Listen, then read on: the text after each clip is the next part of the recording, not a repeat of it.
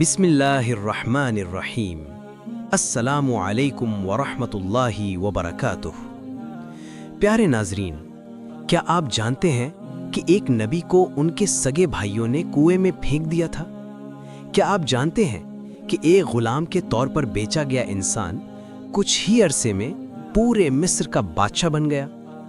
کیا آپ نے کبھی یہ سوچا کہ قید خانہ، جھوٹا الزام، حسد، صبر اور وفا سب کیسے ایک عظیم نبی کی زندگی کا حصہ بن گئے؟ آئیے چلتے ہیں اس عظیم ترین کہانی کی طرف جسے قرآن پاک نے احسن القصص یعنی سب سے بہترین قصہ کہا۔ یہ ہے وہ کہانی جس نے صدیوں کے دلوں کو روشن کیا، حضرت یوسف علیہ السلام کی کہانی۔ وضاحتی بیان۔ ہم آپ کے سامنے انبیاء کرام کی زندگیوں کو قرآن و حدیث کی روشنی میں پیش کرنے کی کوشش کرتے ہیں۔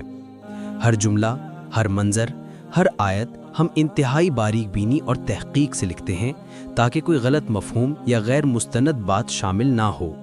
پھر بھی ہم انسان ہیں، اگر کہیں کوئی غلطی، کمی یا کوتاہی ہو گئی ہو تو ہم اللہ تعالیٰ سے معافی کے طلبگار ہیں، اور آپ سے گزارش ہے کہ ہمیں کامنٹ میں اصلاح کا موقع ضرور دیں۔ ہمارا مقصد صرف اور صرف یہ ہے کہ یہ قیمتی اسلامی علم آپ کے دلوں کو چھو جائے اور ہمیں بھی اللہ کی رضا حاصل ہو۔ جزاکم اللہ خیرا۔ پیدائش اور بچپن۔ حضرت یوسف علیہ السلام حضرت یعقوب علیہ السلام کے بیٹے اور حضرت اسحاق علیہ السلام کے پوتے تھے۔ آپ کی ماں کا نام راحیل تھا۔ حضرت یعقوب علیہ السلام کو اپنے اس بیٹے سے بہت محبت تھی کیونکہ وہ نہایت حسین، نرم دل، نیک فطرت اور فرما بردار تھے۔ قرآن کہتا ہے، اذ قال یوسف لأبیہ یا ابت انی رأیت 11 کوکبا والشمس والقمر رأیتهم لی ساجدین۔ یوسف نے اپنے باپ سے کہا، ابا جان، میں نے خواب میں 11 ستارے، سورج اور چاند کو دیکھا ہے، میں نے دیکھا وہ مجھے سجدہ کر رہے ہیں۔ سورہ یوسف آیت نمبر 4۔ یہ خواب دراصل اس عظیم کہانی کا آغاز تھا۔ حضرت یعقوب علیہ السلام سمجھ گئے کہ ان کے بیٹے کے لیے اللہ تعالیٰ نے کچھ خاص سن لیا ہے۔ بھائیوں کا حسد اور سازش۔ یوسف علیہ السلام کے سوتیلے بھائیوں کو لگتا تھا کہ ان کے والد صرف یوسف سے محبت کرتے ہیں۔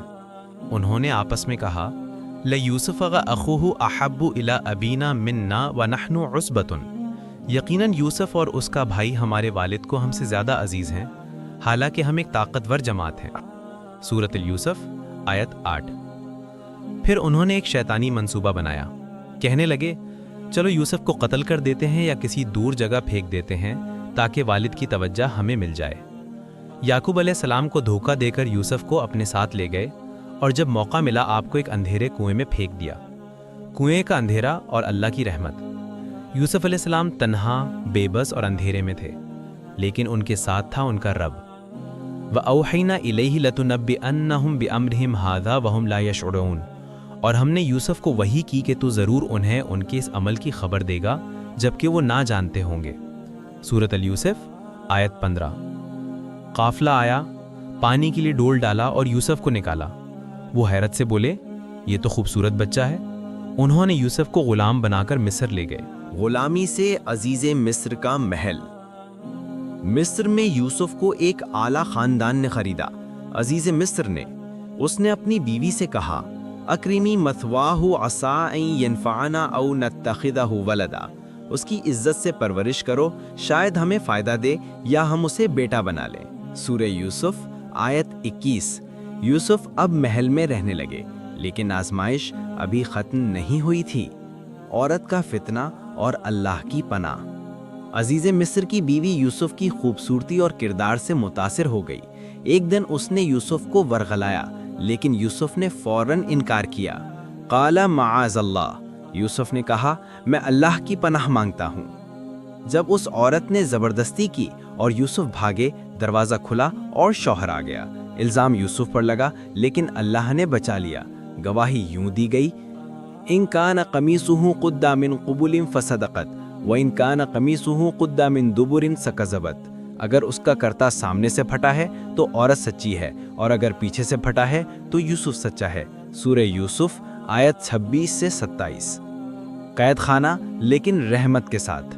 یوسف علیہ السلام کو سازش کے تحت قید کر دیا گیا، لیکن قید خانے میں بھی وہ لوگوں کے دل جیتتے رہے۔ 2 قیدی ان کے پاس آئے، خواب سنائے۔ یوسف نے کہا، لا یعتیکما طعام ترزقانہ الا نبأتکما بتأویلہ، تمہیں جو بھی کھانا دیا جائے گا اس کے آنے سے پہلے میں تمہیں اس کی تعبیر بتا دوں گا۔ سورہ یوسف آیت 37۔ پھر یوسف نے ایک کو خبر دی کہ وہ بچ جائے گا اور اسے کہا کہ بادشاہ کو میرا ذکر کرنا، لیکن وہ بھول گیا۔ بادشاہ کا خواب اور یوسف علیہ السلام کی رہائی۔ کئی سال گزر گئے، پھر ایک دن مصر کے بادشاہ نے ایک عجیب خواب دیکھا۔ انی ارا 7 بقرات سمان یأکلہن 7 عجاف، یعنی میں نے خواب میں دیکھا کہ 7 موٹی گائیں ہیں جنہیں 7 دبلی گائیں کھا رہی ہیں۔ سورۃ یوسف آیت 43۔ کوئی اس خواب کی تعبیر نہ دے سکا۔ تب وہ قیدی جسے یوسف نے تعبیر دی تھی اسے یاد آیا۔ وہ بادشاہ کے پاس گیا اور یوسف علیہ السلام سے تعبیر لی۔ یوسف نے کہا، 7 سال کھیتی ہوگی، پھر 7 سال قحط، اس لیے خوراک جمع کرنا ضروری ہے۔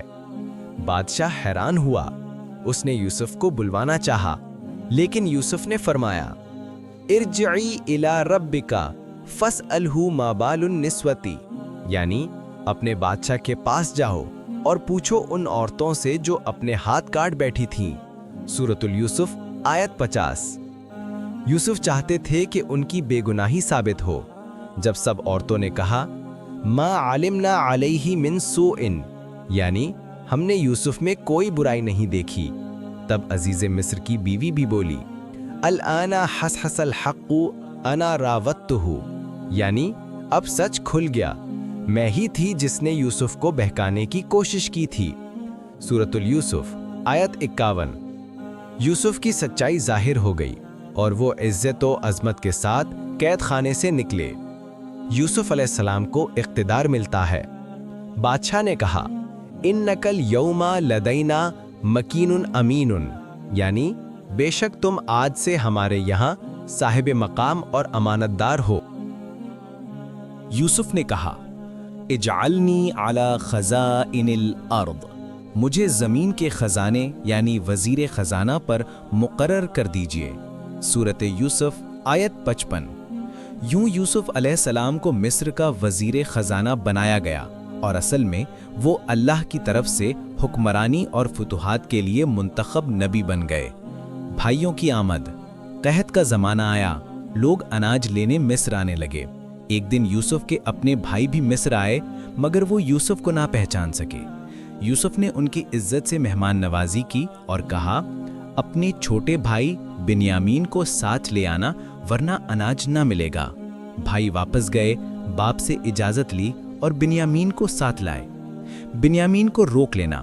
جب بھائی واپس آئے، یوسف نے بنیامین کو روکنے کی ترکیب بنائی۔ ایک بادشاہ کا پیالہ چپکے سے اس کے سامان میں رکھ دیا گیا۔ پھر اعلان ہوا، انکم لسارقون، تم چور ہو۔ سورۃ یوسف آیت 70۔ بھائی گھبرا گئے، لیکن یوسف نے بنیامین کو اپنے ساتھ رکھا۔ یعقوب علیہ السلام کا دکھ اور اندھا ہونا۔ جب بھائی واپس لوٹے اور بتایا کہ بنیامین بھی رہ گیا، تو حضرت یعقوب علیہ السلام رو رو کر اندھے ہو گئے۔ وَبِيَضَّتْ عَيْنَاهُ مِنَ الْحُزْنِ فَهُوَ كَظِيمٌ، غم سے ان کی آنکھیں سفید ہو گئیں۔ سورۃ یوسف آیت 84۔ لیکن انہوں نے کہا، انما اشکو بثی وحزنی الی اللہ، میں اپنا غم صرف اللہ سے بیان کرتا ہوں۔ سورۃ یوسف آیت 86۔ یوسف کا انکشاف اور بھائیوں کی معافی۔ جب بھائی دوبارہ مصر آئے تو یوسف نے خود کو ظاہر کیا، انا یوسف وہذا اخی قد من اللہ علینا، میں یوسف ہوں اور یہ میرا بھائی ہے، اللہ نے ہم پر احسان کیا ہے۔ سورۃ یوسف آیت 90۔ بھائی شرمندہ ہوئے، معافی مانگی۔ یوسف نے فرمایا، لا تثریب علیکم اليوم، آج تم پر کوئی ملامت نہیں۔ باپ کی بینائی اور قنبے کا اتحاد۔ یوسف نے اپنی قمیص دی اور کہا، اذهبوا بقمیصی ھذا فَأَلْقُوهُ عَلَى وَجْهِ أَبِي، میرا کرتا لے جاؤ اور اسے والد کے چہرے پر رکھ دو۔ سورہ یوسف آیت نمبر 93۔